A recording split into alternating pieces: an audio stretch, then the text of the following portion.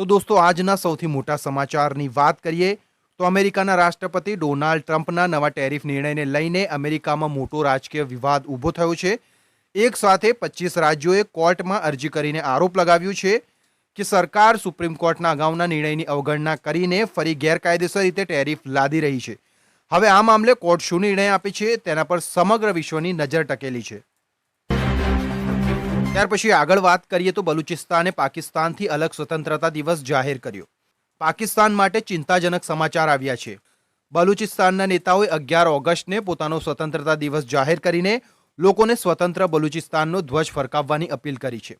સાથે જ વિશ્વના દેશો પાસે સમર્થનની માંગ પણ કરવામાં આવી રહી છે, જેના કારણે આ મુદ્દો ફરી આંતરરાષ્ટ્રીય ચર્ચામાં આવ્યો છે। ત્યાર પછી આગળ વાત કરીએ તો અમેરિકા અને ઈરાન વચ્ચે યુદ્ધ સમાપ્ત કરવાની ચર્ચાઓ અંગે વિરોધાભાસી દાવાઓ સામે આવ્યા છે। એક તરફ ટ્રમ્પે વાટાઘાટો ચાલુ હોવાનો દાવો કર્યો છે, જ્યારે ઈરાને તેનો ઇનકાર કર્યો છે। બીજી તરફ હોર્મુઝની ખાડીમાં થયેલા હુમલાઓને કારણે વૈશ્વિક ઉર્જા પુરવઠા પર જોખમ વધ્યું છે। ત્યાર પછી આગળ વાત કરીએ તો રશિયાના બ્લેક સી બીચ પર ભયાનક ડ્રોન હુમલો। રશિયાના લોકપ્રિય બ્લેક સી બીચ પર થયેલા ડ્રોન હુમલામાં 3 બાળકો સહિત 7 લોકોના મોત થયા છે, જ્યારે અનેક લોકો ઘાયલ થયા છે। રશિયા અને યુક્રેન વચ્ચે ચાલી રહેલા યુદ્ધમાં હવે સામાન્ય નાગરિકો પણ સતત નિશાના પર આવી રહ્યા હોવાથી સમગ્ર વિશ્વમાં ચિંતા વધી છે। ત્યાર પછી આગળના સમાચાર છે જમ્મુ કાશ્મીરમાં ભારે વરસાદથી વિનાશ। જમ્મુ અને કાશ્મીરમાં સતત ભારે વરસાદ અને અનેક વાદળ ફાટવાની ઘટનાઓ બાદ ફરી એકવાર પૂર જેવી સ્થિતિ સર્જાઈ છે। 2 લોકોના મોત થયા છે, જ્યારે એસડીઆરએફ દ્વારા સેંકડો સ્થાનિકો અને પ્રવાસીઓને સુરક્ષિત સ્થળે ખસેડવામાં આવ્યા છે। અનેક વિસ્તારોમાં જનજીવન સંપૂર્ણપણે પ્રભાવિત થયું છે। ત્યાર પછી આગળના સમાચાર છે ગુજરાતને મળ્યું 500 કરોડ રૂપિયાનું ફંડ। પૂરની સ્થિતિનો સામનો કરી રહેલા ગુજરાત માટે રાહતના સમાચાર આવ્યા છે। કેન્દ્ર સરકારે એસડીઆરએફ હેઠળ ગુજરાતને 500 કરોડ રૂપિયાનું એડવાન્સ ફંડ મંજૂર કર્યું છે। આ રકમનો ઉપયોગ રાહત, બચાવ અને પુનર્વસન કામગીરીમાં કરવામાં આવશે, જેથી અસરગ્રસ્ત લોકોને ઝડપથી મદદ મળી શકે। ત્યાર પછી પેટ્રોલ ડીઝલ પર સરકારે લીધો મોટો નિર્ણય। કેન્દ્ર સરકારે પેટ્રોલ, ડીઝલ અને જેટ ફ્યુલની નિકાસ પર વિન્ડફોલ ટેક્સમાં વધારો કર્યો છે।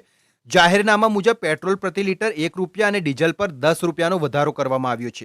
આ નિર્ણયની અસર ઉર્જા ક્ષેત્ર અને નિકાસ વ્યવસાય પર જોવા મળી શકે છે। ત્યાર પછી આગળના સમાચાર છે લોકસભામાં નવું ટેક્સ સુધારા બિલ રજૂ। કેન્દ્ર સરકારે taxation and other lose amendment bill 2026 લોકસભામાં રજૂ કર્યું છે। સરકારનો દાવો છે કે આ બિલ ભારતને વૈશ્વિક મેન્યુફેક્ચરિંગ હબ બનાવવા, વિદેશી રોકાણ વધારવા અને વિવિધ ઉદ્યોગોને પ્રોત્સાહન આપવા માટે મહત્વપૂર્ણ સાબિત થશે। કેન્દ્ર સરકારે એલઆઈસીમાં 6.5% સુધીનો હિસ્સો ઓએફએસ દ્વારા વેચવાનો નિર્ણય લીધો છે। આ પગલાંથી અંદાજે 31,000 કરોડ રૂપિયાનું ભંડોળ એકત્ર થશે। રિટેલ રોકાણકારોને શેર ખરીદવામાં ખાસ ડિસ્કાઉન્ટ પણ મળશે, જ્યારે પોલિસી ધારકોના લાભ પર કોઈ અસર નહીં થાય। ત્યાર પછી આગળની અપડેટ છે વસ્તી ગણતરી 2027ની। કેન્દ્ર સરકારે વસ્તી ગણતરી 2027ના બીજા તબક્કાનું સત્તાવાર સમયપત્રક જાહેર કર્યું છે। પરિવર્તીય વિસ્તારોમાં 1 સપ્ટેમ્બરથી પ્રક્રિયા શરૂ થશે, જ્યારે નાગરિકોને ઘર ઘર સર્વે પહેલા ઓનલાઈન સ્વનોંધણી કરાવવાની પણ તક આપવામાં આવશે। ત્યાર પછી છે પાસપોર્ટ વેરિફિકેશનના નિયમોમાં મોટો ફેરફાર। ગુજરાતમાં હવે પાસપોર્ટ બનાવવાની પ્રક્રિયા વધુ સરળ બનવા જઈ રહી છે, જ્યારે પોલીસ વડાએ તમામ પોલીસ સ્ટેશનોને સૂચના આપી છે કે સામાન્ય અરજદારોને હવે પોલીસ સ્ટેશન બોલાવવાની જરૂર નહીં રહે। માત્ર નાગરિકતા અને ગુનાહિત ઇતિહાસની ચકાસણી કરવામાં આવશે, જ્યારે સરનામાની તપાસ માત્ર શંકાસ્પદ કેસોમાં જ થશે। આ નિર્ણયથી લાખો અરજદારોની સમય અને હેરાનગતિ બંને બચશે। ત્યાર પછી આગળની વાત કરીએ તો ગ્રાન્ટેડ શાળાઓમાં 4,000 ક્લાર્કની ભરતી। ગુજરાત સરકારે લાંબા સમયથી ખાલી પડેલી અનુદાનિત માધ્યમિક અને ઉચ્ચતર માધ્યમિક શાળાઓની અંદાજે 4,000 ક્લાર્કની જગ્યાઓ પર ભરતી પ્રક્રિયા શરૂ કરવાનો નિર્ણય લીધો છે। મુખ્યમંત્રી ભૂપેન્દ્ર પટેલના આદેશ બાદ હવે ભરતી પ્રક્રિયા ઝડપથી આગળ વધશે, જેના કારણે હજારો યુવાનો માટે સરકારી નોકરીની નવી તક ઊભી થશે। ત્યાર પછી છે શિક્ષકોને મોટી ભેટ। ગુજરાત સરકારે અનુદાનિત ખાનગી પ્રાથમિક શાળાઓમાં ફરજ બજાવતા હજારો શિક્ષકોને મોટી રાહત આપી છે। હવે તેમને પણ સરકારી કર્મચારીઓની જેમ મેડિકલ રિમ્બર્સમેન્ટનો લાભ મળશે। આ નિર્ણય 3 ઓગસ્ટથી અમલમાં આવ્યો છે, જેના કારણે સારવારના ખર્ચમાં શિક્ષકોને મોટી આર્થિક સુરક્ષા મળશે। ત્યાર પછી મહત્વપૂર્ણ સમાચાર છે ધોરણ 10 પાસ માટે સરકારી નોકરી। જો તમે માત્ર ધોરણ 10 પાસ છો અને સરકારી નોકરીની રાહ જોઈ રહ્યા છો, તો તમારા માટે આ સારા સમાચાર છે। ભારતીય પોસ્ટ વિભાગે સ્ટાફ કાર ડ્રાઈવરની ભરતી બહાર પાડી છે। પસંદગી પામનાર ઉમેદવારોને દર મહિને 63,000 રૂપિયા સુધીનો પગાર મળી શકે છે। રસ ધરાવતા ઉમેદવારો સમયસર અરજી કરી શકે છે. ત્યાર પછી છે ટુ વ્હીલર એમ્બ્યુલન્સ માટે નવા નિયમો. દૂર સુદૂર અને પહાડી વિસ્તારોમાં ઝડપથી સારવાર પહોંચાડવા માટે કેન્દ્ર સરકારે ટુ વ્હીલર એમ્બ્યુલન્સ માટે નવા ડ્રાફ્ટ નિયમો જાહેર કર્યા છે. જ્યાં 4 પૈડાવાળી એમ્બ્યુલન્સ પહોંચી શકતી નથી, ત્યાં હવે આ વ્યવસ્થા દર્દીઓ માટે જીવન બચાવનાર સાબિત થઈ શકે છે. ત્યાર પછી ચોંકાવનારા સમાચાર છે કે ગુજરાતમાં 3,707 કરોડ રૂપિયાના બેંક ફ્રોડ. રિઝર્વ બેંકના આંકડા મુજબ છેલ્લા 3 નાણાકીય વર્ષોમાં ગુજરાતમાં કુલ 3,707 કરોડ રૂપિયાના બેંક ફ્રોડ નોંધાયા છે.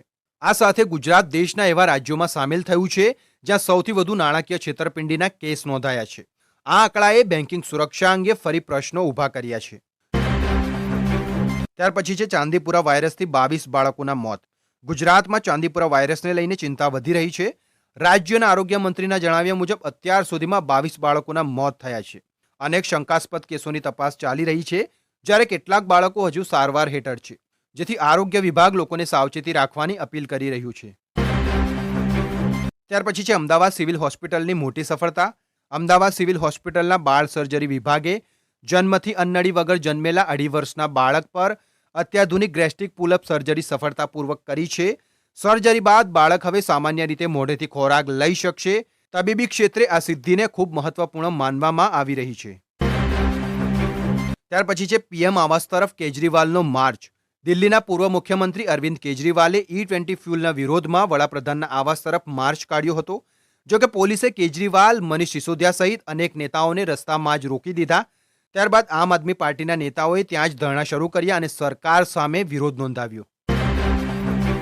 ત્યાર પછી આગળ વાત કરીએ તો વિદ્યાર્થીઓના વિરોધ પર સુપ્રીમ કોર્ટનું મોટું નિવેદન.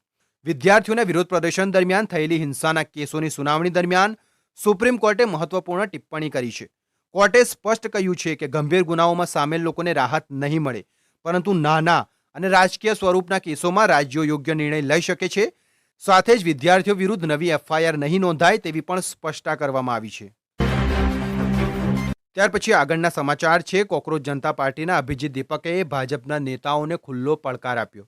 RTI કાર્યકર્તાના સવાલો બાદ અભિજીત દીપકે સોશિયલ મીડિયા પર એક વિડીયો જાહેર કરીને જણાવ્યું છે કે તેઓ પોતાની સ્કોલરશિપ અને એજ્યુકેશનના લોનના તમામ દસ્તાવેજો જાહેર કરવા તૈયાર છે. સાથે જ તેમણે ભાજપના કેટલાક નેતાઓને પણ પોતાની ડિગ્રી જાહેર કરવાની ખુલ્લી અપીલ કરી છે. આ મુદ્દે સોશિયલ મીડિયા અને રાજકીય વર્તુળોમાં ભારે ચર્ચા ચાલી રહી છે.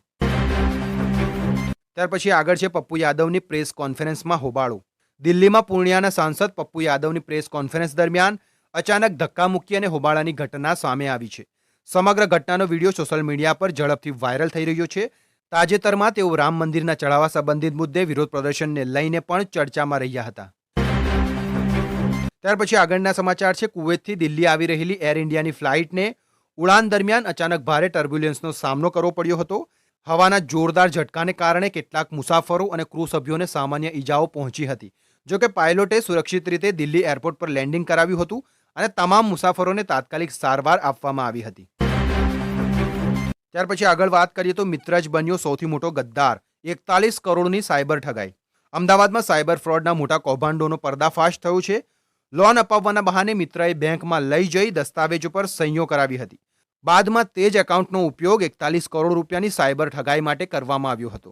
અત્યાર સુધીમાં 118 ફરિયાદો નોંધાઈ છે અને પોલીસે તપાસ વધુ તેજ બનાવી છે. ત્યાર પછી આજના છેલ્લા સમાચાર છે ગુજરાતમાં લૂંટેરી દુલ્હન ગેંગનો પર્દાફાશ. ગુજરાતમાં 5 નકલી દુલ્હનોની ગેંગનો પર્દાફાશ થયો છે. આરોપ છે કે આ મહિલાઓએ અનેક યુવકો સાથે લગ્ન કરી લાખો રૂપિયાની છેતરપિંડી કરી હતી. લગ્ન બાદ થોડા સમયમાં રોકડ રકમ અને કિંમતી દાગીના લઈને ફરાર થઈ જતી હતી. સમગ્ર મામલે પોલીસે તપાસ પણ શરૂ કરી છે. તો દોસ્તો હાલ પૂરતો આપણા વિડીયોને આપણે અહીં પૂરો કરીએ છીએ. મળશું એક નવી માહિતી અને એક નવા વિડીયો સાથે.